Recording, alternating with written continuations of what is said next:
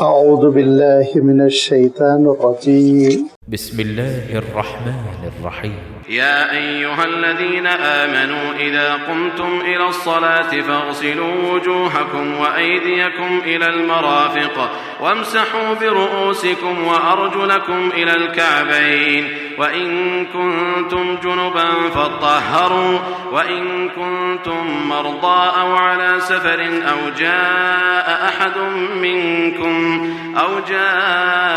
أحد منكم من الغائط أو لامستم النساء فلم تجدوا ماء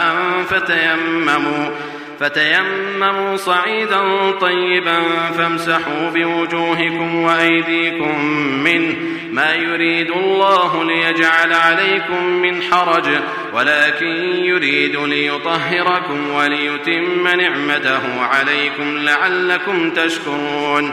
واذكروا نعمة الله عليكم وميثاقه الذي واثقكم به إذ قلتم سمعنا وأطعنا واتقوا الله إن الله عليم بذات الصدور.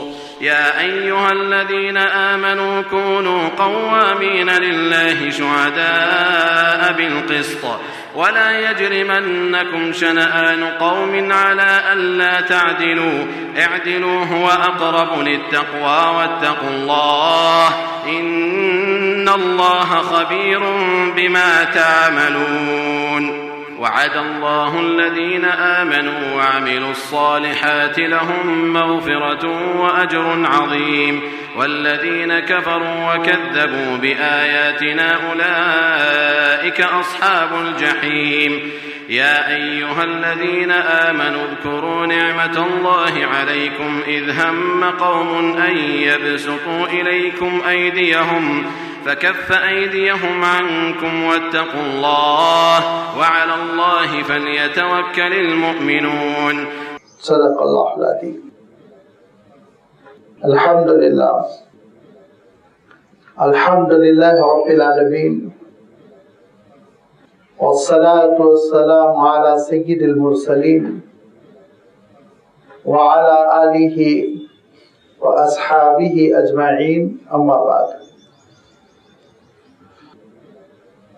سورۃ المائدہ کا یہ دوسرا رکوع ہے جس کی تلاوت کی گئی.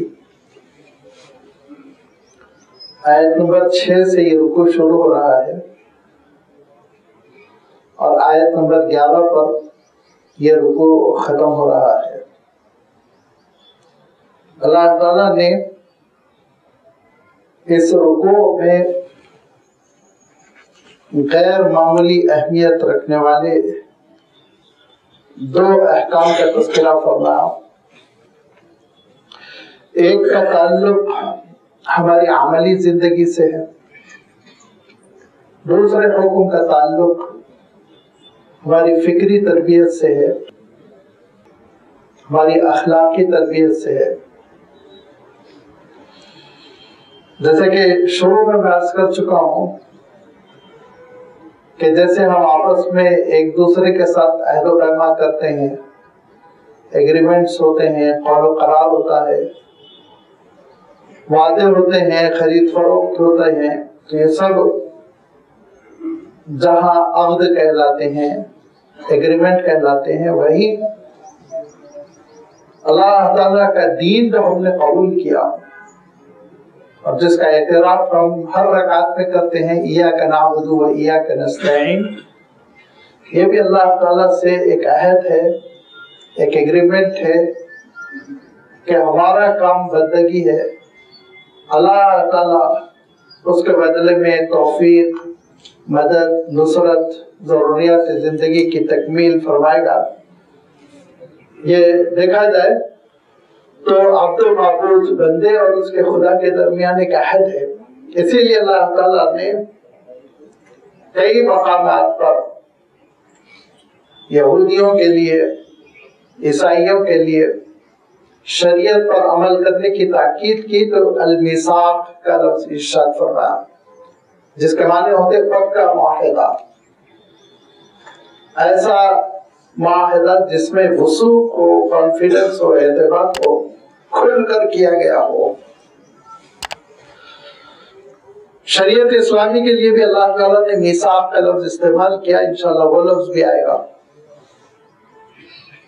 تاکیدی وعدہ آپ ترجمہ کر لیجیے، وہ معاہدہ جس کے اوپر خاصی اچھی تاکید کر دی گئی ہو۔ جب شریعت اسلامی ہمارے اور اللہ تعالیٰ کے درمیان ایک عہد ہے تو فرمایا یا ایھا الذین آمنوا اوفوا بالعقود، ان معاہدوں کو پورا کرو، اس عہد کو پورا کرو، عمل کرو۔ اور اس کے ساتھ اللہ تعالیٰ نے کھانے پینے کی چیزوں کا تذکرہ فرمایا، بالخصوص جو حلال جانور ہے وہ کب تک حلال باقی رہتے ہیں اور کن حادثات سے گزر کے وہ حلال نہیں رہ جاتے، ایکسیڈنٹ سے مر گئے، اوپر کود کے چھلانگ لگا کے گرے نیچے مر گئے چوٹ سے، کسی نے لاٹھی سے زور سے مار دیا، صدمہ ہو گیا اس کو، مر گیا، وہ کسی درندے نے حملہ کر دیا وہ مر گیا۔ ان صورتوں کو اللہ تعالیٰ نے بیان فرمایا کہ یہ تمہارے لیے حلال نہیں ہے، حلال تبھی ہے جب تم اللہ تعالیٰ کے نام پہ ذبح کر لو۔ اس میں فرمایا کہ اللہ کے نام پر ذبح کرنے کے ساتھ یہ بھی شرط ہے کہ غیر اللہ کے آستانوں پر نہ لے جایا گیا ہو۔ شرط فرمایا اگر تم وما ذبح علی النصب، غیر اللہ کے آستانے پہ لے جا کے غیر اللہ کو خوش کرنے کے لیے بسم اللہ اللہ اکبر کہہ کر بھی ذبح کرو گے تو تمہارے لیے حلال باقی نہیں رہ جائے گا، کیونکہ اللہ تعالیٰ نے جن جانوروں کو ہمارے لیے حلال کیا وہ اللہ تعالیٰ کی بہت بڑی نعمت ہے، اور اس نعمت میں غیر اللہ کا شکر ادا کر کے ہم نہیں کھا سکتے، نہیں استعمال کر سکتے۔ اللہ ہی کے نام سے اور اللہ ہی کی خوشنودی اور رضا کی نیت سے ان جانوروں کو ذبح کیا جاتا ہے۔ تو ایک صاحب نے کہا کہ عقیقے پہ تو ہم بچے کا نام لیتے ہیں، کیسے کیسے سوالات کھڑے کرتے ہیں لوگ۔ عقیقے میں آپ جو بچے کا نام لیتے ہیں وہ یہ کہتے ہیں اے اللہ میرے بچے کی جانب سے قبول کر، بچے کی خوشنودی نہیں ہے اے میرے بیٹے تو مجھے جنت میں داخل کر دے، تیرے نام پہ جانور ذبح کر رہا ہوں، یہ نیت ہے۔ اللہ کے رسول صلی اللہ علیہ وسلم نے ارشاد فرمایا ہر پیدا ہونے والا وہ دراصل رہن رہتا ہے تا وقت کہ تم اللہ تعالیٰ کے لیے قربانی دے کر اللہ کا شکر ادا کر لو تو تمہارے لیے پھر حلال ہو جاتا ہے، یعنی رہن سے چھوٹ جاتا ہے۔ اس لیے سنت ہے کہ عقیقہ کیا جائے، لیکن آپ کیا کہیں گے اللہ تو قبول فرما، تیری خوشنودی کے لیے، تیری رضا کے لیے، تیرے رسول نے سنت کیا اسی لیے ہم یہ کر رہے ہیں۔ اب کس کے لیے قبول فرما؟ میرے بچے کے لیے، اس کا نام لینا، نہ بھی لیں ضروری نہیں ہے، دل میں نیت ہے کافی ہو جائے گا۔ لہذا یہ جانوروں کی حلت اور حرمت کا تذکرہ کرنے کے بعد اللہ تعالیٰ نے کہا دیکھو اتنی جامع شریعت آج بھی آپ سروے کر لیجیے۔ اردو میں کہتے ہیں نا ہاتھ کنگن فارسی کیا، پڑھے لکھے کو فارسی کیا، آپ نکل جائیے دیکھ لیجیے کہ کسی کے پاس ایسی شریعت نہیں ہے جو آج لوگوں کو کھلتا ہے شریعت لا شریعت لا۔ اس کی وجہ یہ ہے کہ وہ محروم ہیں، تو وہ یہ نہیں دیکھنا چاہتے کہ مسلمانوں کے پاس بھی شریعت ہو۔ یہودیوں کے پاس جا کر دیکھ لیجئے، تھوڑے سے احکام ہیں ان کے پاس، لیکن ایسی جامع شریعت کہ غذاؤں سے لے کر رہنمائی شروع ہوئی تو پھر تدفین تک کی ساری رہنمائی کر دی گئی، کوئی گوشہ اور زندگی کا کوئی شعبہ مخفی نہیں، چھوٹا نہیں رہ گیا۔ لہذا اتنی بڑی نعمت ہے، فرمایا الیوم اکملت لکم دینکم واتممت علیکم نعمتی، یہ کامل دین جو تم کو عطا کیا گیا نا اللہ تعالیٰ کی بہت بڑی نعمت ہے، اور نعمت کی قدردانی کرنا یہ ہماری ڈیوٹی ہے۔ جب کبھی نعمت کی قدردانی نہیں ہوتی تو نعمت چھین لی جاتی ہے، یاد رکھیے۔ اور جب جب ہم نے دنیا میں شریعت کو چھوڑ کر جہالت کو اختیار کیا تب ہم پر سوال قائم ہوا اور ہمارے لیے مسائل کھڑے ہوئے۔ فرمایا کہ دیکھو رضیت لکم الاسلام دینا، اسلام بحیثیت دین تمہارے لیے منتخب کر لیا گیا۔ یہ یاد رکھیں ہم اسلام دین ہے اور ریلیجن نہیں ہے، دھرم نہیں ہے۔ دھرم کے معنی ہوتے ہیں اپنی نجی زندگی گزارنے کا طریقہ. یہی تقریباً ریلیجن کا کانسیپٹ ہوتا ہے. دین کے معنی ہوتے ہیں کہ آپ جو کچھ دنیا میں کرو گے اس کا بدلہ آخرت میں آپ کو ملے گا. سارے اعمال یہاں سے یوم الدین ارشاد فرمایا نا، انصاف کے دن کا وہ مالک ہے میدان حشر کا. لہذا دین کا کانسیپٹ بہت جامع ہے، زندگی کے سارے شعبوں پر یہ دین حاوی ہے. لہذا اللہ تعالیٰ کے اس دین کی قدردانی ہے کہ اس پہ عمل ہوتا رہے. شکار کا بھی مسئلہ بیان فرمایا کہ اگر ٹرینڈ قسم کے کتے ہیں یا باز ہیں، شکرے ہیں جن کے ذریعے سے تم شکار کھیل رہے ہو، تو ایسی صورت میں جب کہ تم نے بسم اللہ کہہ کے ان کو چھوڑا اور وہ جا کر تمہارے لیے پکڑ کر بیٹھے ہوئے ہیں، خود نہیں کھا رہے ہیں، تو ایسے شکار تمہارے لیے حلال ہو جاتے ہیں. یہ بھی اللہ تعالیٰ نے مسئلہ بیان فرمایا اس وضاحت کے ساتھ کہ حالت احرام میں شکار کھیلنے کی اجازت نہیں ہے. جب حج یا عمرے کے لیے احرام کی نیت کر لی جائے تو پھر شکار جائز نہیں ہوتا، اگرچہ کہ ہفتوں کا سفر ہو رہا ہو، صحراؤں سے گزر رہے ہوں، جنگلوں سے گزر رہے ہوں اور آپ کی آنکھوں کے سامنے سے جانور دوڑ رہے ہیں، بھاگ رہے ہیں، کچھ بھی ہو، حالت احرام میں شکار کی اجازت نہیں ہے. اس کے بعد اللہ تعالیٰ نے یہ ارشاد فرمایا کہ اہل کتاب کا کھانا تم کھا سکتے ہو، تمہارا کھانا اہل کتاب کھا سکتے ہیں، دین میں تنگی نہیں ہے.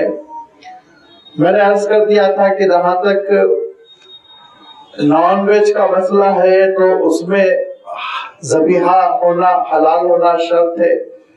جہاں تک ویج کا مسئلہ ہے، دالوں کا مسئلہ ہے، کوئی مسئلہ نہیں. آپ غیر مسلم کے پاس کھا سکتے ہیں، مشرک کے پاس کھا سکتے ہیں، الا یہ کہ وہ پوجے کے چڑھاوے نہ ہو یا اس میں ناپاک چیزیں نہ ملائی گئی ہو. جیسے ہمارے برادران وطن کرتے کہ گائے کا پیشاب ملانے کی کوشش کرتے، ہر جگہ نہیں، بعض جگہ کرتے، تو ایسی جگہوں سے آپ کو اجتناب کرنا ہوگا.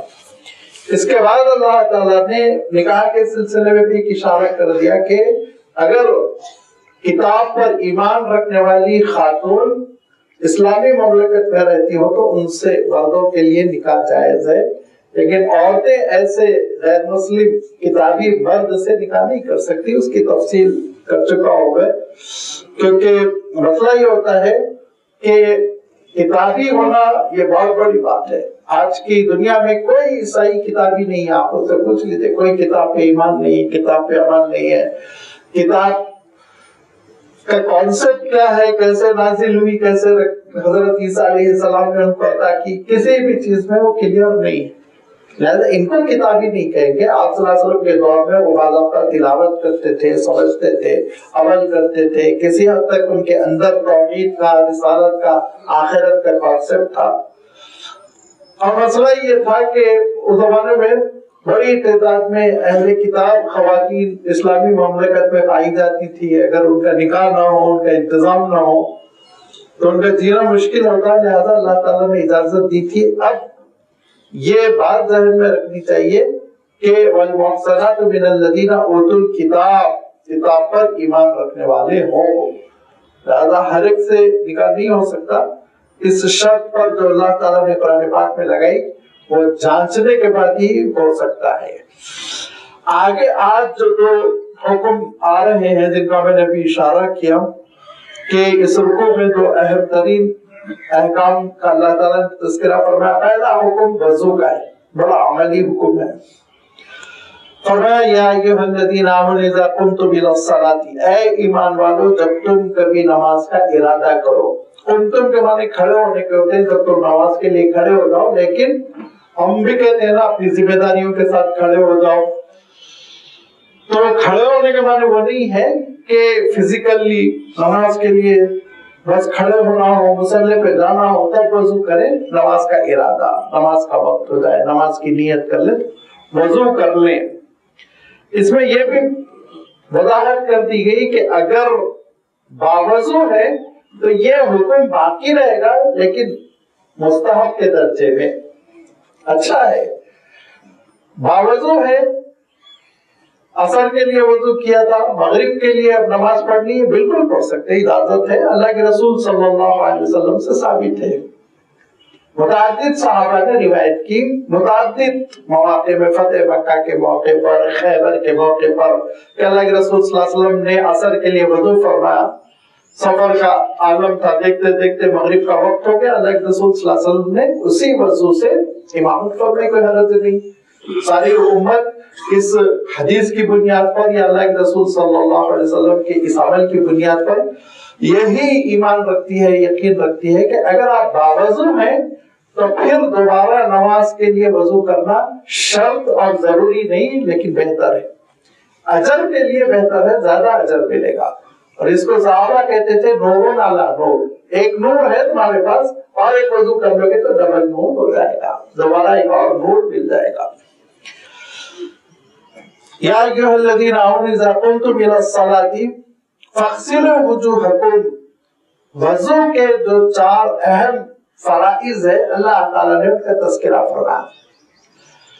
ان 4 فرائض کے بعد کچھ واجبات ہیں اور کچھ سنتیں ہیں جو اللہ کے رسول صلی اللہ علیہ وسلم سے ثابت ہیں۔ فرائض کیا ہے جس کے بغیر وضو کا آپ تصور ہی نہیں کر سکتے؟ نمبر 1، فاغسلوا وجوہکم، اپنا چہرہ دھو لو، پورا فیس، جو جہاں پیشانی ختم ہوتی ہے، اور منبت الشعر اس کو کہتے ہیں عربی میں، جس کے معنی ہوتے ہیں کہ جہاں سے بال نکل سکتے ہیں۔ بال ہونا شرط نہیں ہے، بال ہونے کی اگر آپ شرط لگا دیں گے تو بعض لوگوں کی پیشانی پیچھے تانوں تک چلی جاتی ہے تو بڑی مصیبت ہوگی۔ منبت الشعر کے معنی کہ نیچرلی جہاں سے بال نکل سکتے ہیں یہ حصہ ہو گیا، اور دونوں کانوں پر اور ٹھڈی کے ساتھ یہ چہرہ ہوتا ہے پورا، بجبل جو لوگ کہتے ہیں۔ تو فرمایا فاغسلوا وجوہکم، نمبر 1، فرض نمبر 1 کہ پورا چہرہ آپ کو دھونا ہوگا۔ وَأَيْدِيَكُمْ إِلَى الْمَرَافِقِ، نمبر 2 فرمایا اور اپنے دونوں ہاتھوں کو دھونا ہوگا کونیوں سمیت۔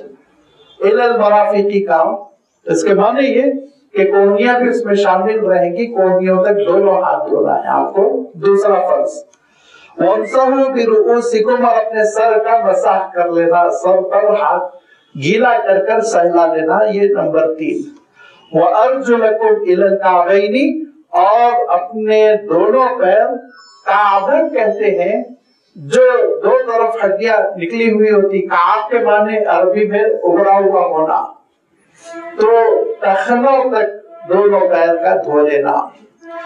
اب دھونے کے معنی یہ ہے کہ اس میں کچھ خشک رہ جائے تو یہ گوارا نہیں کیا جائے گا، یہاں تک کہ اگر ان اعضاء میں جن کو دھونے کا حکم اللہ تعالیٰ نے دیا ہے، چہرہ، ہاتھ اور پیر، پینٹ لگا ہوا ہے جس کی وجہ سے جلد تک پانی نہیں پہنچا تو وضو نہیں ہوگا۔ کوئی بھی ایسی چیز لگی ہوئی ہے جس کی باڈی ہے، باڈی، اور اس کے بعد آپ وضو کر رہے ہیں جس کی وجہ سے جلد تک پانی نہیں پہنچ رہا ہے، جلد گیلی نہیں ہو رہی، تو وہ وضو نہیں ہوگا۔ وضو نہیں ہوگا تو چونکہ اللہ تعالیٰ کا حکم ہے اسی لیے نماز نہیں ہوگی۔ اگر سنت ہوتا تو کچھ فتویٰ ہوتا کہ بھئی آپ سجدہ سہو کر لیجیے، لیکن یہ فرض ہے، فرض کو آپ اوائڈ نہیں کر سکتے، چھوڑ دے سکتے۔ ایک وضاحت کر دوں کہ خواتین مہندی لگاتی ہیں تو مہندی لگانے سے جو لالی ہوتی ہے نا اس کو باڈی نہیں ہوتی، اس کو آپ کھروچ کر ایک کھال کی طرح نہیں نکال سکتے، اسی لیے جو خواتین مہندی لگائی ہوئی ہے ان کو فکر کرنے کی ضرورت نہیں، وہ وضو ہو جاتا ہے ان کا، لیکن پینٹ لگائے ہوئے ہوں تو وضو نہیں ہوتا ہے۔ اور مردوں کو میں اس لیے نہیں کہہ رہا ہوں کہ مرد کو مہندی لگانی جائز نہیں ہے، کہ کیوں لگائیں گے؟ مردوں کو مہندی لگانا جائز نہیں ہے تو مردوں کو مہندی نہیں لگانا چاہیے، نہ شادی کے موقع پہ نہ ساچک کے موقع پہ، کبھی نہیں لگانا چاہیے۔ صرف خواتین کو اللہ کے رسول صلی اللہ علیہ وسلم نے مستحب قرار دیا کہ وہ مہندی کا استعمال کریں۔ لہذا پتہ یہ چلا کہ کوئی بھی ایسی چیز جو حائل ہو جائے پانی اور آپ کے باڈی کے درمیان، یعنی جن اعضاء کا ذکر ہے، تو ایسی صورت میں پھر وضو نہیں ہوتا، سوائے یہ کہ زخمی کے زخم پر پٹی، زخم بن گیا ہے کچھ، ڈاکٹر نے اگر اس کو پٹی باندھ دی ہو تب پھر، چونکہ یہ ایک معذوری ہے، مجبوری ہے، اسی لیے بالاتفاق اس سے وضو ہو جاتا ہے۔ یا اگر پٹی کھل جائے، کھل کے گر جائے تو دوبارہ وضو کرنا ہوگا۔ کیونکہ اتنا حصہ دھلا ہوا نہیں ہے نا، کسی کا ہاتھ ہو پیر ہو. لیکن اگر بندھی ہوئی ہے اور نماز پڑھ لی جائے تو پھر صرف پٹی کے اوپر مسح کر لینا کافی ہوتا ہے. یہ ہے فرض، اس میں کوئی کمپرومائز نہیں. لیکن اللہ کے رسول صلی اللہ علیہ وسلم نے نیت سے تذکرہ فرمایا کہ آپ کے دل میں نیت ہونی چاہیے کہ اللہ کی خوشنودی کے لیے وضو ہو رہا ہے. پھر اللہ کے رسول صلی اللہ علیہ وسلم نے بسم اللہ الرحمن الرحیم کہنے کی تاکید فرمائی. پھر اللہ کے رسول صلی اللہ علیہ وسلم نے ارشاد فرمایا کہ پہلے دونوں ہاتھ دھو لو 3 مرتبہ. 3 مرتبہ بھی اللہ کے رسول صلی اللہ علیہ وسلم کی سنت ہے. پھر ناک میں پانی لینا سنت ہے، پھر کلی کرنا سنت ہے. اور میں عرض کر چکا ہوں کہ جو بھی اعضاء دھلیں گے وہ سب 3 مرتبہ دھونا سنت ہے، سوائے مسح کے. مسح ایک ہی مرتبہ ہوگا.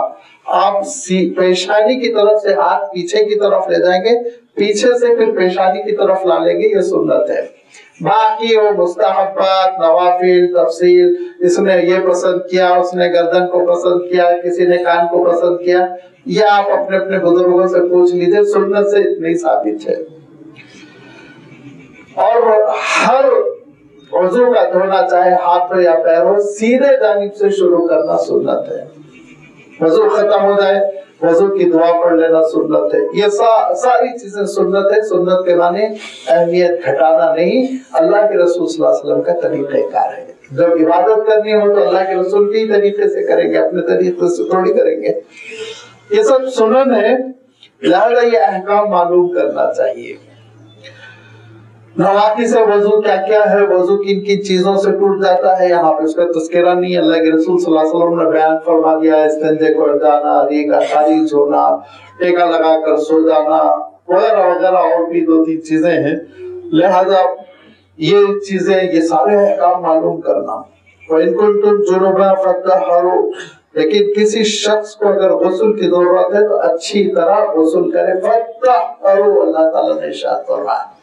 فَاطَّهَّرُوا کے معنی ہوتے ہیں خوب احتیاط کے ساتھ اچھی طرح پھر وہ غسل کر لے کہ غسل میں کوئی کسی قسم کا کوئی عضو باقی نہ رہے، سارے اعضاء گیلے ہونا ضروری ہوتا ہے.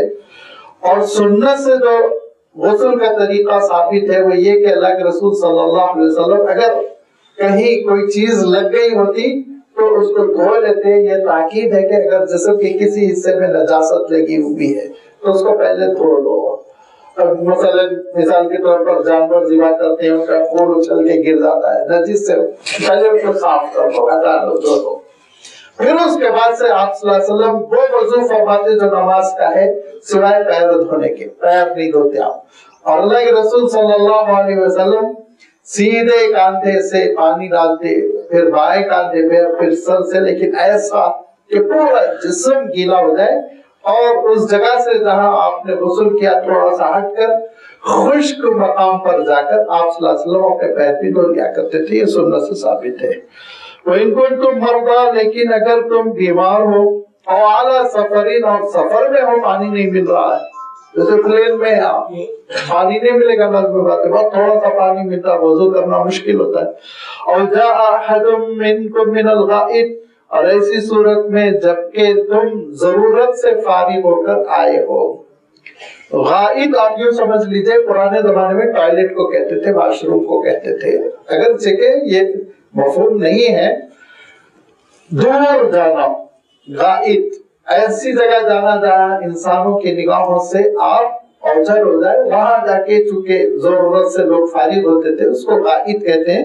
اس کا صحیح ترجمہ یہ ہے یا تم میں سے کوئی ضرورت سے فارغ ہو کر آئے، چاہے استنجا کیا ہو، چاہے بڑی ضرورت ہو. یا پھر لامستم النساء، ازدواجی تعلق تم نے قائم کیا ہو، اور ایسی صورت میں اور یا تو وضو واجب ہے یا غسل واجب ہے. دونوں صورتوں میں فرمایا اللہ تعالیٰ نے، دونوں کی شکل اللہ تعالیٰ نے بیان کر دی. ضرورت سے فارغ ہونے سے وضو واجب ہوتا ہے، ازدواجی تعلقات سے غسل واجب ہوتا ہے. فَلَمْ تَجِدُوا مَاءً فَتَيَمَّمُوا صَعِيدًا طَيِّبًا، اور اگر تم کو پانی نہیں مل رہا ہے سفر کی وجہ سے، یا اللہ نہ کرے خشک سالی ہو گئی، پانی نہیں ہے، اگر ہے بھی تو گلاس بھر کے بس پینے بھر کا، بوتل میں پانی، کہ وضو کرنے کے لیے غسل کرنے کے لیے وافر مقدار میں پانی نہیں ہے، یا پھر یہ کہ پانی تو ہے لیکن ڈاکٹر نے کہا پانی استعمال کریں گے تو آپ بچیں گے نہیں، چھٹی ہو جائے گی، ایسی صورتوں میں اللہ تعالیٰ ارشاد فرماتا ہے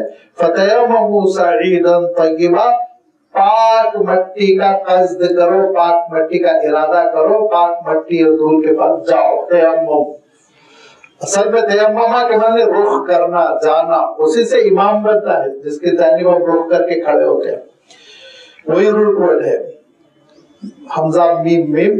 لیکن تیمم کو اللہ تعالیٰ نے اب ایک اسلامی شریعت میں اصطلاح دے دی، ایک ٹرم ہے، اس کے معنی کیا ہے کہ پاک مٹی پر آپ ہاتھ ماریں گے، فَامْسَحُوا بِوُجُوهِكُمْ، دونوں ہاتھ پاک مٹی پر مارنے کے بعد اپنے پورے چہرے پر ویسے ہی مل لیں گے جیسے کہ وضو کے موقع پہ پورا چہرہ گیلا کیا جاتا ہے۔ دھول ملنے کی ضرورت نہیں، خالی دھول پر ہاتھ رکھیں، ہاتھ رکھنے کے بعد پوری طرح چہرے کو کور کریں، بس ہاتھ سہلاتے جائیں، مسح کرتے جائیں۔ فَامْسَحُوا بِوُجُوهِكُمْ۔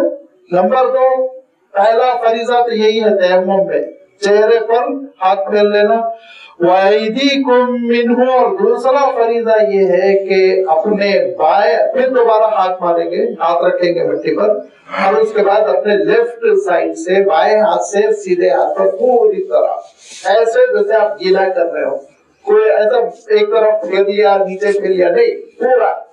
اس کو عربی میں کہتے ہیں استیعاب کرنا، یعنی ٹوٹل کور کرنا، پوری طرح آپ ہاتھ پھیلا لیں گے ایسے جیسے کوئی حصہ چھوٹے نہیں، اور پھر سیدھے ہاتھ سے دوبارہ ہاتھ مارنے کی ضرورت نہیں، سیدھے ہاتھ سے پھر آپ بائیں ہاتھ کو پوری طرح کور کر لیں گے۔ یہ ہو گیا تیمم، اور کوئی چیز باقی نہیں تیمم، اتنا ہی ہے، نہ تین مرتبہ کرنا ہے، اور نہ ہی پیر کو ہاتھ سے ہلانا ہے، اور نہ مسح کرنا ہے، چہرے پر ایک بار اچھی طرح، اور بائیں ہاتھ سے سیدھے ہاتھ پر، سیدھے ہاتھ سے بائیں ہاتھ پر اچھی طرح ہاتھ پھیر لینا، یہ ہو گیا تیمم۔ یہ تیمم قائم مقام ہے وضو کا، یہ تیمم قائم مقام ہے غسل کا۔ چنانچہ ایک سفر ہو رہا تھا اور اس میں ایک حملہ ہو گیا، اور ایک صحابی پر کسی بدبخت نے ایسا ہتھیار مارا کہ سر میں سوراخ ہو گیا، سر میں سوراخ ہو گیا، اور اس کے بعد رات ہو گئی، آرام کیا، فجر کے وقت ان کو غسل کی ضرورت محسوس ہوئی، لازمی بات ہے خون بہا ہوگا، چوٹ لگی ہوگی، کچھ مسئلے رہے ہوں گے، تو انہوں نے کہا میں غسل کیسے کروں، میرے تو سر میں سوراخ ہے، پانی میں اوپر ڈالوں گا۔ صحابہ میں سے بعضوں نے کہا نہیں تم کو کرنا پڑے گا، ورنہ تم نماز نہیں پڑھ سکتے۔ وہ بیچاروں نے ایمان کا جذبہ تھا، غسل کر لیا، اور بھیجے میں پانی اترنے سے ان کی وفات ہو گئی۔ جب اللہ کے رسول صلی اللہ علیہ وسلم کی خدمت میں یہ واقعہ بیان کیا تو آپ صلی اللہ علیہ وسلم نے فرمایا قتل تم ہو، تم لوگوں نے اس کو قتل کیا۔ فرمایا کہ انما ایکم جاہل سوال، جب واقف نہ ہو تو تم کو مسئلہ معلوم کرنا چاہیے نا۔ مسئلہ یہ ہے کہ اگر اتنا شدید زخم ہے تو ایسی صورت میں وہ صرف تیمم کر لیتے تو غسل کا قائم مقام ہو جاتا۔ اس کے بعد اللہ تعالیٰ کی حکمت ہوتی، مصلحت ہوتی، اس کا حکم ہوتا تو حیات رہتی نہ رہتی ایک الگ بات ہے، غلط مسئلہ بیان کر کر ہلاکت میں ان کو ڈال دیا۔ دو باتیں معلوم ہوئی کہ ایک تو یہ غسل کا قائم مقام بھی وہی تیمم ہے جو وضو کا ہے، نمبر ایک وہی پانی کے استعمال پہ قادر نہ ہونے کی صورت میں۔ نمبر دو یہ کہ ہر شخص کو فتویٰ نہیں دینا چاہیے، وہاں خاموش رہنا چاہیے۔ جب دینی مسئلے میں کسی سے پوچھا جائے تو جب تک کہ تحقیق کے ساتھ مسئلہ نہ معلوم ہو اپنے منہ پہ مہر لگا لینا چاہیے، ورنہ وہ سارا وبال، سارا گناہ، یہ دنیاوی مسئلہ نہیں ہے نا، اس کو ووٹ دے دو، اس کو ووٹ دے دو کہہ دیا، یہ تو آخرت کا مسئلہ ہے، لوگوں کی نمازوں کا مسئلہ ہے، لوگوں کے دین کا مسئلہ ہے، اس لیے بہت احتیاط سے کام لینا چاہیے جو موجودہ دور میں بالکل نظر نہیں آتا۔ تماشا تو یہ ہوتا ہے مفتی صاحب سے سوال کیا جاتا ہے، غیر مفتی بیٹھ کے بولنا شروع کر دیتا ہے، اس سے پہلے کہ مفتی صاحب فتویٰ بیان کریں لوگ آستین چڑھا کے مسئلہ بیان کرنے لگتے ہیں، یہ بالکل غلط ہے۔ جو صاحب علم ان کو بولنے دیجیے، یا پھر یہ کہ اتنا یقین ہو ہاں کتاب و سنت سے میں یہ مسئلہ جانتا ہوں، تب بیان کریں ورنہ بیان نہ کریں۔ ارشاد فرمایا کہ دیکھو تمہارے لیے ہم نے تیمم کی گنجائش رکھی، کیوں؟ اس لیے ما یرید اللہ لیجعل علیکم من حرج، اللہ تعالیٰ تمہارے لیے کوئی مشقت والی چیز نہیں رکھنا چاہتا ہے، مشقت میں پڑ جاؤ، پریکٹیکل نہ باقی رہ جائے، عملی طور پہ باقی نہ رہ جائے، انسان مجبور ہو جائے، لہذا اللہ تعالیٰ تم کو تنگی میں نہیں ڈالنا چاہتا ہے، مصیبت میں نہیں ڈالنا چاہتا ہے، اللہ تعالیٰ تمہارے لیے آسانیاں کرنا چاہتا ہے۔ تو اللہ تعالیٰ کی حکمت کیا ہے، اس کی مشیت کیا ہے؟ وَلَٰكِن يُرِيدُ لِيُطَهِّرَكُمْ، اللہ تعالیٰ تو ارادہ فرما رہا ہے کہ تم پورے پاک رہا کرو، لہذا پاک رہنے کے لیے وضو غسل مجبوری ہو گئی، اس کا بدل تم کو دے دیا گیا، ایسا نہیں وہی کرو اس کے بغیر جینا نہیں۔ سفر میں نماز کی تخفیف کر دی گئی، سفر میں روزوں کو قضا کرنے کی اجازت دے دی گئی، آپ ایک لسٹ بنا لیجئے کہ اہم ترین فرائض میں کیسے کیسے نرمی دی گئی، کیوں؟ تاکہ بندے مشقت نہ پڑ جائے۔ وَلَٰكِن يُرِيدُ لِيُطَهِّرَكُمْ، حکم یہ اس لیے دیا جا رہا ہے تاکہ تم کو طہارت مل جائے، اور وَلِيُتِمَّ نِعْمَتَهُ عَلَيْكُمْ، اور اللہ تعالیٰ کی نعمت تم پر مکمل ہو جائے۔ کسی قوم میں غسل اور وضو کا کانسیپٹ نہیں ہے، کسی بھی قوم میں، صفائی کا ہے ٹھیک ہے، صفائی کے لیے دھوتے دھلاتے ہیں، اس کا انکار نہیں، لیکن پاکی کے لیے وضو کرنا، پاکی کے لیے غسل کرنا، اور نجاست حکمی اور نجاست حقیقی، نجاست خفیفہ، نجاست غلیظہ، ایسی تفصیل یہ اللہ کی نعمت ہے، جس کو میں نے عرض کیا نا کہ شریعت میں دین کا زندگی گزارنے کا کوئی شعبہ مخفی نہیں رہ گیا، چھپا ہوا نہیں رہ گیا، ہر مرحلے میں آپ کی نمائندگی کر دی گئی، رہنمائی کر دی گئی، دین بتا دیا گیا، یہ اللہ کی نعمت ہے، بہت بڑی نعمت ہے۔ وَلِيُتِمَّ نِعْمَتَهُ عَلَيْكُمْ، اور اللہ تعالیٰ یہ ارادہ فرماتا ہے کہ اپنی نعمت تم پر کامل کر دے، کیوں؟ لَعَلَّكُمْ تَشْكُرُونَ، تاکہ تم شکر گزار بنو۔ شکر گزاری یہ ہے کہ نعمت کی قدردانی، نعمت کی قدردانی یہ ہے کہ اس کے مطابق عمل ہو، اس کے مطابق عمل ہو۔ کسی کو اللہ تعالیٰ نے اچھی غذا عنایت فرمائی، ٹفن میں کھانا رکھا ہوا ہے، لیکن وہ فاقہ کر رہا ہے، بھوک ہڑتال کر رہا ہے، کھا ہی نہیں رہا ہے، تو آپ کیا کہیں گے؟ نعمت کی قدردانی ہوئی؟ نہیں ہوئی۔ بھوک لگ رہی ہے، اللہ تعالیٰ نے نعمت دے رکھی ہے، نعمت سے پیٹ بھر لو۔ ایسے ہی معاملہ یہ ہے کہ اللہ تعالیٰ نے دین عنایت فرمایا، عمل کرنے کے لیے فرائض کے قائم کرنے کا وقت ہو جائے، فریضہ قائم کر لو، وضو کی ضرورت ہو جائے، وضو کر لو۔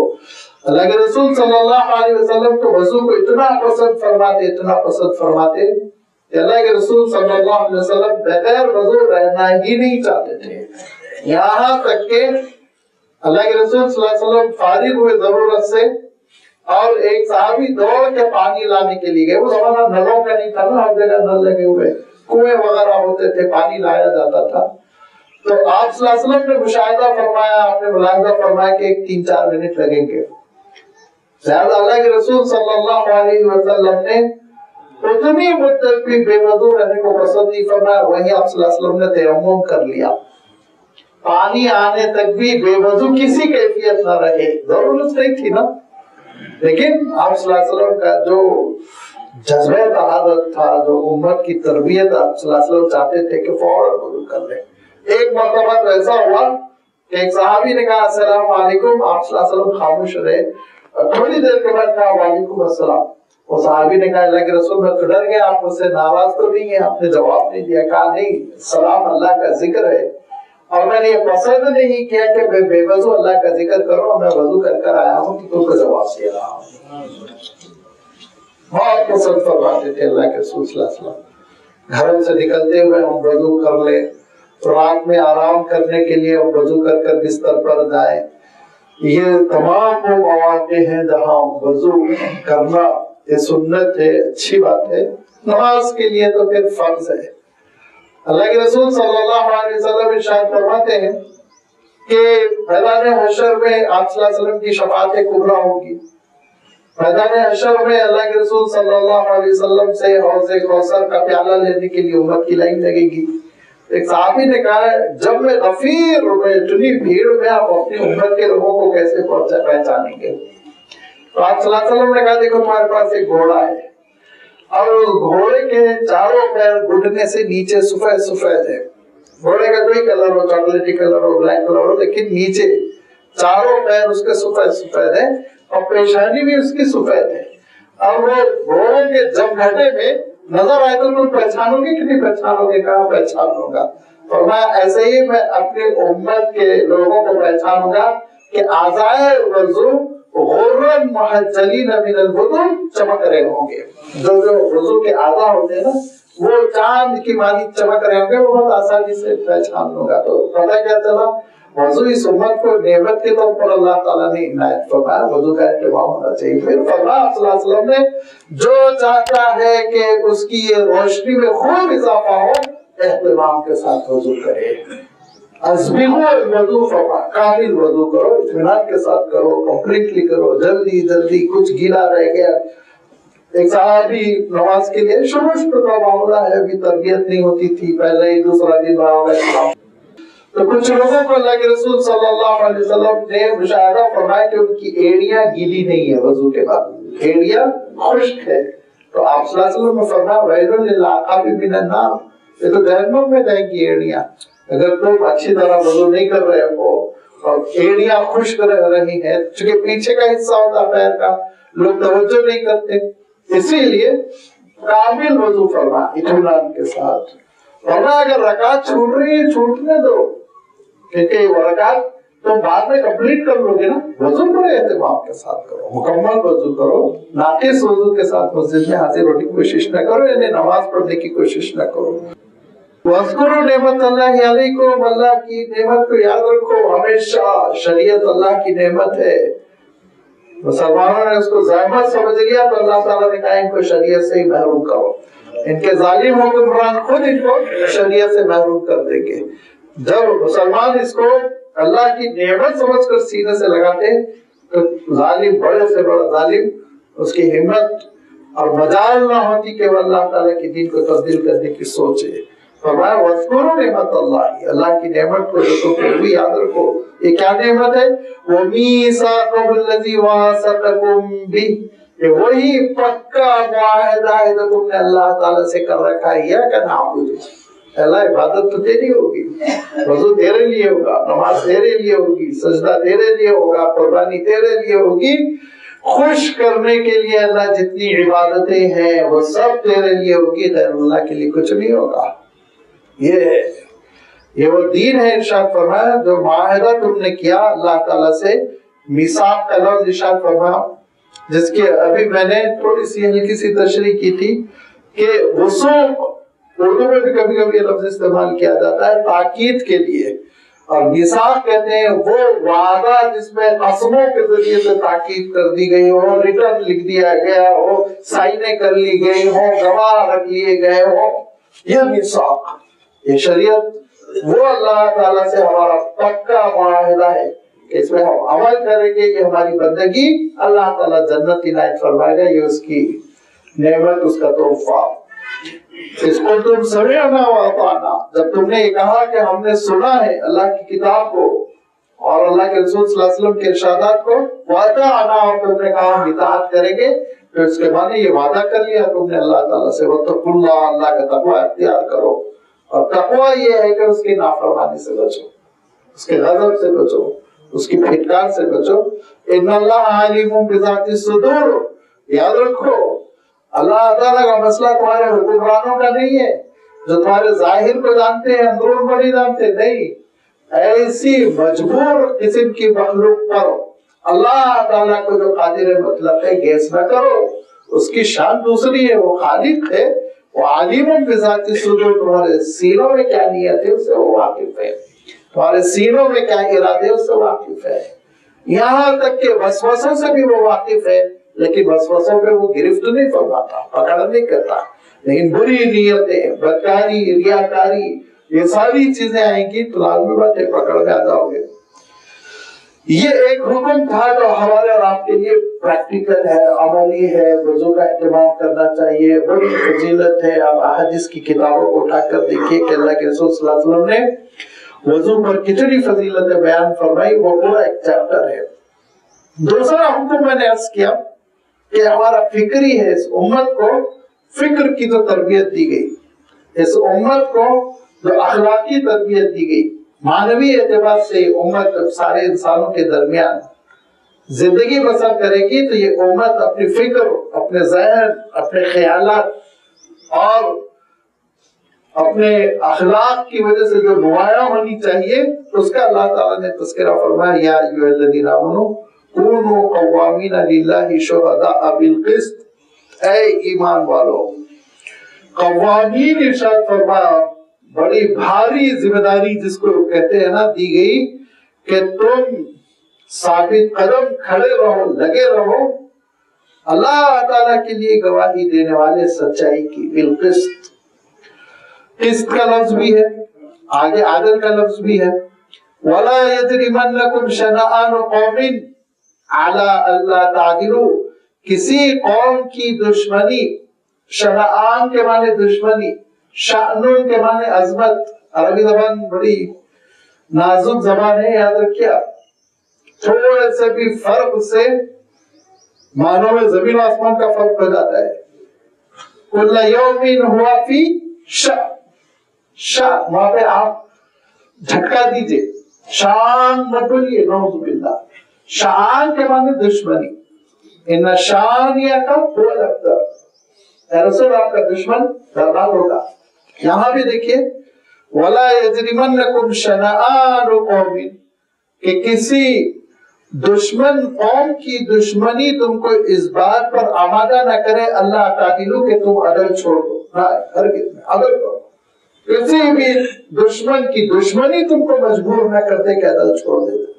اپنے تو اپنے ہیں، فرمایا غیروں کے سلسلے میں غیر بھی ایسے نہیں جو غیر معروف ہے، بالکل کوئی واسطہ ہی نہیں پڑا، نہیں، دشمن ہے، دشمنی کر رہا ہے تم سے، تب بھی تم اس کے سلسلے میں انصاف کرنا نہ بھولو. اب میں عرض کرتا ہوں قسط اور عدل، یہ دو لفظ یہاں پہ اللہ تعالیٰ نے استعمال فرمائے. یہ دونوں میں فرق کیا ہے؟ ہم اردو میں دونوں کا ترجمہ انصاف سے کر دیتے ہیں، انگلش میں جسٹس سے کر دیتے ہیں، لیکن قسط جو ہوتا ہے نا وہ حقدار کا حق برابر برابر دینے کو کہتے ہیں. جو کسی سامان کا ریٹ ہے وہ پورا ادا کرنا، ڈنڈی نہ مارنا. اور ریٹ اگر قیمت تاجر نے لے لی تو پورا پورا سامان دینا، اس میں کمی نہ کرنا. 1 کلو کی قیمت لی ہے، 900 گرام دے رہے ہیں، قسط کے خلاف ہے یہ. تو قسط کے معنی ہوتے ہیں جو حقدار ہے اور اس کا حق کمپلیٹلی پورا پورا دینا، حق نہ مارنا. اسی لیے امام راغب الاصفہانی رحمۃ اللہ علیہ جو بڑے لنگوسٹک ہے اور لیکسیکوگرافی میں یعنی عربی ڈکشنری لکھنے میں، اس فن میں الفاظ کی وضاحت کرنے میں کا بہت اونچا مقام ہے. انہوں نے القسط کے معنی لکھا النصیب المناسب، برابر حصہ اس کا ترجمہ. جو حصہ ملنا چاہیے وہ حصہ دو، جو جس کا حقدار. جتنا کام کیا اتنی تنخواہ دو، جتنی قیمت دیا اتنا سامان دو، جتنا سامان لیا اتنی قیمت دو. آپ اس کی لمبی تفصیل کرتے چلے جائیے. تو فرمایا کہ ایک تو یہ بھی ہونا چاہیے کہ کسی حقدار کا حق نہیں مارنا چاہیے، اور دوسرے یہ کہ عادل ہونا چاہیے. عادل بہت عام ہے، وسیع لفظ ہے، اور اس کے معنی یہ ہوتے ہیں کہ عادل کے معنی ہر حقدار کو سامان کی شکل میں، پیسوں کی شکل میں اس کا حق ملے، ایسا نہیں، بلکہ اس کا انصاف اس کو ہر جگہ ملتا رہے. کیسے؟ مثال کے طور پر 2 بچے ہیں، 2 بچوں کے ساتھ ایک ہی اخلاق سے پیش آنے، یہ عادل ہے. ایک کو زیادہ لاڑ کر رہے ہیں، دوسرے کو چھوڑ دیتے ہیں، اور وہ آگے چل کے باغی بنتا ہے، وہ آگے چل کر نافرمان بنتا ہے. دیکھتا ہے وہ ایک کے اوپر تو ماں باپ پورا پیار نچھاور کر رہے ہیں. یہ تربیت کی کمی ہے. تربیت ہونی چاہیے ہر بچے پر برابر برابر. चाहे वो बेटे हो बेटियां हो, एक निगाह से देखना। डांट रहे हैं तो एक ही सत्ता से डांटना, एक को ज्यादा सजा देते हैं, एक को कम, एक को छोटी गलती पे सजा देते हैं, एक को बड़ी गलती भी माफ कर देते हैं। ये हमारे माशरे की वो बुराइयां हैं जिसकी वजह से आगे चल के औलाद में बहुत बिगाड़ आता है। ये एक मिसाल दे रहा हूं मैं आदिल की, और भी बहुत सारे आपके बातें होती हैं, सबके साथ एक साथ सलूक करना वगैरह वगैरह सब आदिल में आ जाएगा। ये आदिल अल्लाह ताला ने फरमाया इअदिलू हुवा अक़रबु लित्तक़वा, हमेशा आदिल करो, हमेशा आदिल करो, यही तक़वा है। यानी ही तक़वे से करीब तरीन सिफत आदिल की है। इन्नल्लाह यअमुरु बिल आदली, इरशाद फरमाया, अल्लाह ने हुक्म दे रखा है आदिल करो। ऐसे आदिल करो कि आलम ये होना चाहिए कि किसी को ये महसूस ना हो कि ये मुझे मेरे हक से महरूम कर रहे हैं। आप इसका कॉन्सेप्ट समझ सकते हैं कि अल्लाह के रसूल सल्लल्लाहु अलैहि वसल्लम ने जब सिफारिश की गई कि एक खातून के सिलसिले में कसूर माफ कर दें, तो फरमाया कि मेरा तो आदल का मामला ये है। अल्फाज आप सल्लल्लाहु अलैहि वसल्लम के दूसरे थे, लेकिन फरमाया अगर मेरी बेटी भी करेगी तो मैं ये सजा दूंगा उसको, ये आदल है। हालांकि सजा की नौबत नहीं आई थी कि उनको भी दी गई, इनको भी दी गई, नौजुबिल्लाह, जाहिरी तौर पर, लेकिन कॉन्सेप्ट क्लियर। ये आदल जिसका अल्लाह के रसूल सल्लल्लाहु अलैहि वसल्लम ने हुक्म दिया तो सहाबा ऐसे ढल गए, जिसकी वजह से सहाबा के जरिए से बहुत इस्लाम फैला। बाद में सुस्त रवि आ गई, लेकिन पेट्रोल बेहतरीन होना उनका किस्म का तो प्लेन कैसे उड़ता चला जाता है, और उसमें गैस का तेल मिला दे 50-50, तो फिर उसके बाद ये है कि आटू कैसा धुआं फैलाता है। हमारा जो इस्लाम है बड़ा मिलावटों का, अल्लाह ताला माफ फरमाए। 50-50 नहीं, 50 से भी कभी कभी ज्यादा मिलावट है। एक साहब पकड़े गए कि वो गोश्त बेचते हैं, तो एक बकरे के गोश्त में गधे का गोश्त मिला देते हैं।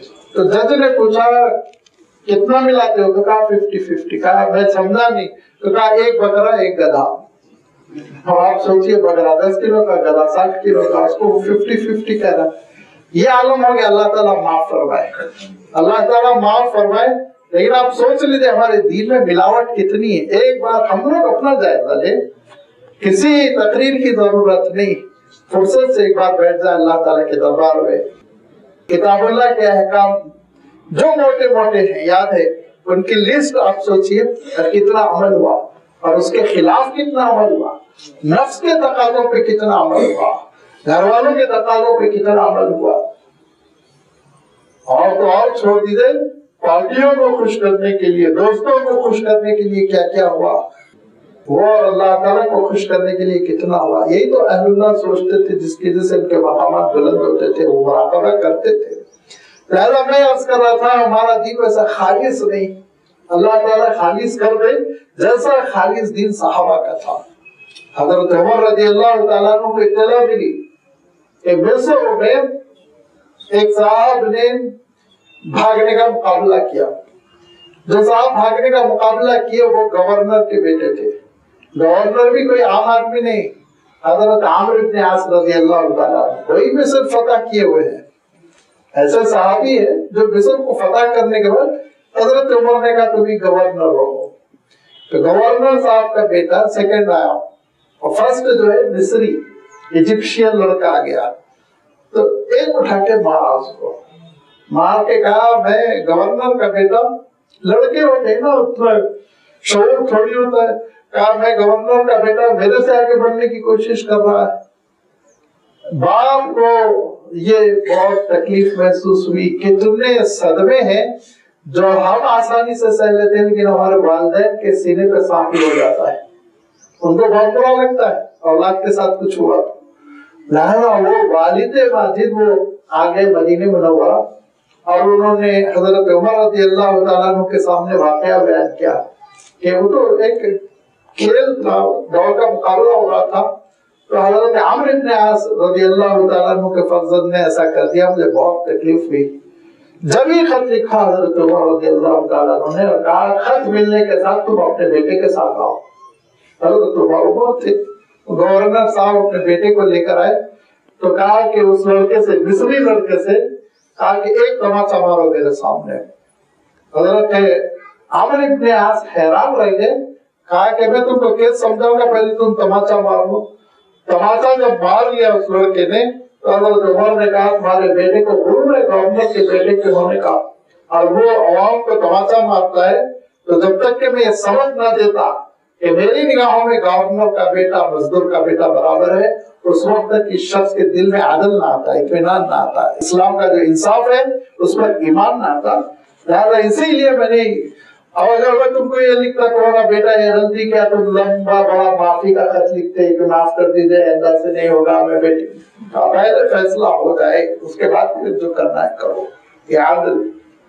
हम हैरत करेंगे कि केस था हज़रत अली रज़ी अल्लाह तआला अन्हु के खिलाफ केस है, और केस जज साहब जो है वो सुन रहे हैं, तो जो साहब थे उनका केस सुना, वो इशू सुना, उन्होंने सुनाया, फिर हजरत अली से खिताब करके कहा, ऐ हसन के वालिद माजिद, आप फरमाइए क्या कहना चाहते हैं। तो हजरत अली रज़ी अल्लाह तआला अन्हु ने कहा पहले अपना लहजा दुरुस्त करो, उसको तो तुम नाम ले लेके पुकारते रहे और मुझे इतनी इज्जत के साथ नाम ले रहे हो, जैसे उसका तुमने जितनी इज्जत दी उतनी इज्जत मुझे दो, मुझे भी अली कह के खिताब करोगा, तुम जज हो।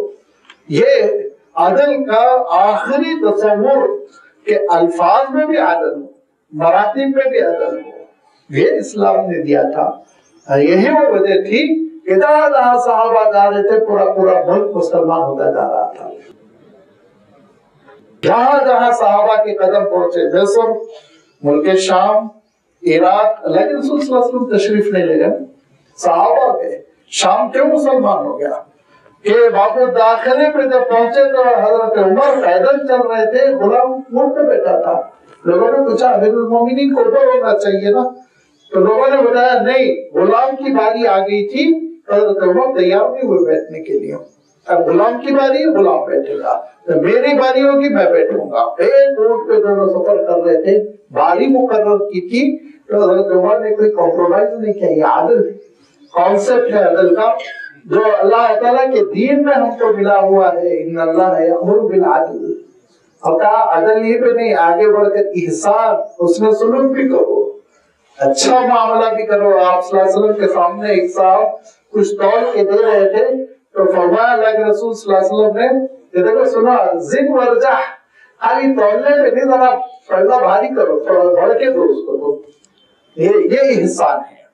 एहसान ये है कि हकदार का जितना हक है उसमें कुछ और इजाफा अगर आप कर सकते हैं तो कर दे, ये एहसान, हुस्न सुलूक। यहाँ अल्लाह ताला इरशाद फरमाता है कि अदल करो, याद रखो, जो जिसका हकदार है वो हक मिले, और ये हक के सिलसिले में फिक्री तौर पर भी, ज़हनी तौर पर भी तुम बिल्कुल वादे रहो, क्लियर रहो कि अदल होना है, और यही तकवा है। इन्नल्लाह खबीरुम बिमा तामलून, बेशक अल्लाह ताला जो कुछ तुम कर रहे हो उससे बाखबर है। कोई चीज अल्लाह ताला की निगरानी से पोशीदारी छुपी हुई नहीं।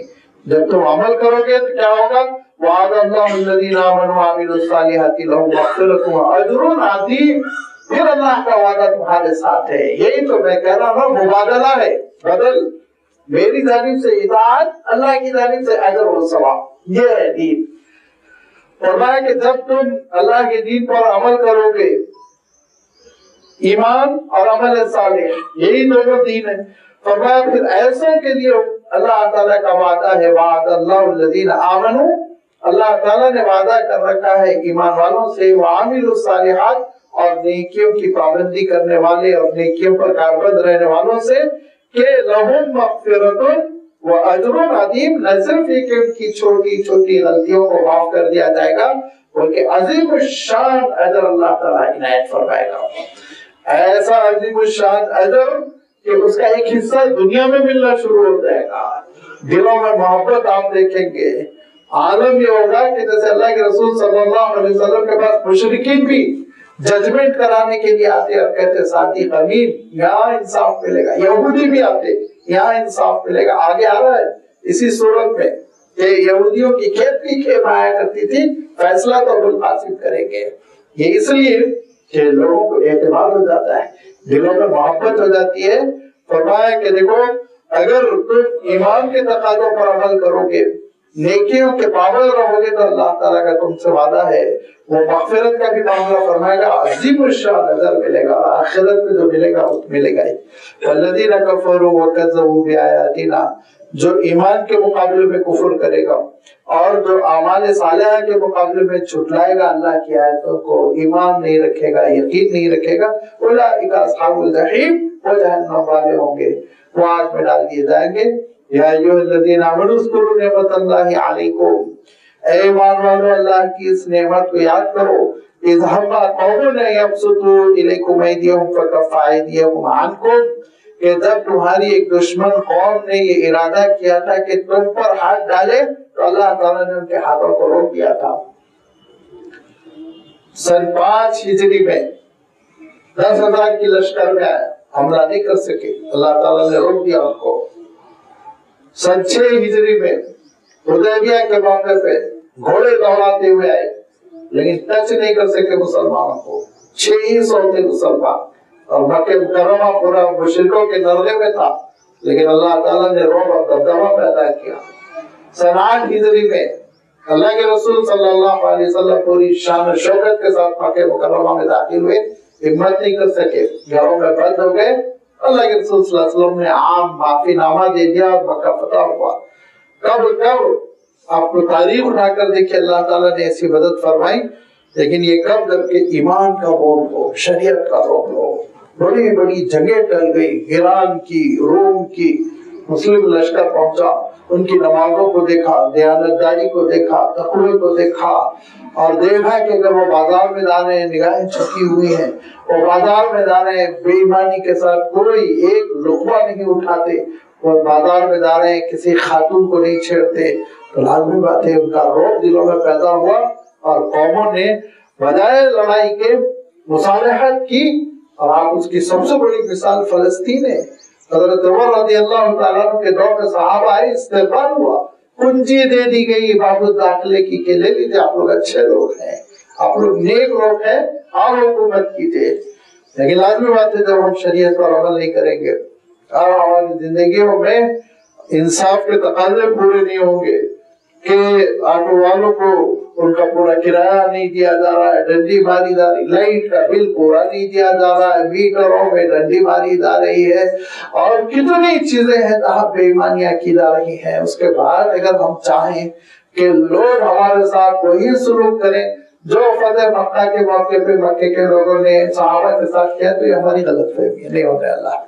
पहले हम ईमान के तकाज़ों पर अमल करें, पहले हम आमाल सालिहा बजा लाएं, पहले हम अल्लाह की शरीयत को अपने सीने से लगा लें। उसके बाद आप देखेंगे कि अल्लाह ताला फतह, नुसरत और मदद के ऐसे रास्ते मुहैया फरमाएगा कि अकल हैरान रह जाएगी। वत्तकुल्लाह, अल्लाह का तक़वा इख्तियार करो, व अलल्लाहि फल्यतवक्कलिल मोमिनून, और अल्लाह ही पे मोमिन जो होते हैं वो भरोसा करते हैं। उनको दुनिया से अजर लेना नहीं होता, उनको अजर तो अल्लाह ताला से लेना होता है। लिहाजा अल्लाह ताला से अजर लेने की नीयत से उसमें भरोसा करो, हर मुसीबत में वो काम आएगा, हर परेशानी से तुमको वो निकाल देगा, हर मुसीबत का हल वो कहीं ना कहीं से पैदा कर देगा। इन्ना मअल उसरी युसरन, कि उसकी कुदरत है कि वो अपने बंदों को तंगी से निकाल कर वो आसाइश तक, आराम तक, इत्मीनान की जिंदगी, राहत की जिंदगी तक पहुंचाता है। आगे अल्लाह ताला ने मिसाल बयान फरमाई कि बनी इसराइल से भी अहद लिया गया था, पिछली उम्मतों से भी अहद लिया गया था, नमाज का, ज़कात का, रसूलों की फरमाबरदारी का, लेकिन उन्होंने अहद को तोड़ा तो वही हुआ तो आज हमारे साथ हो रहा है। ये तफसील आने वाले रुकू में अल्लाह ताला ने बयान फरमाई।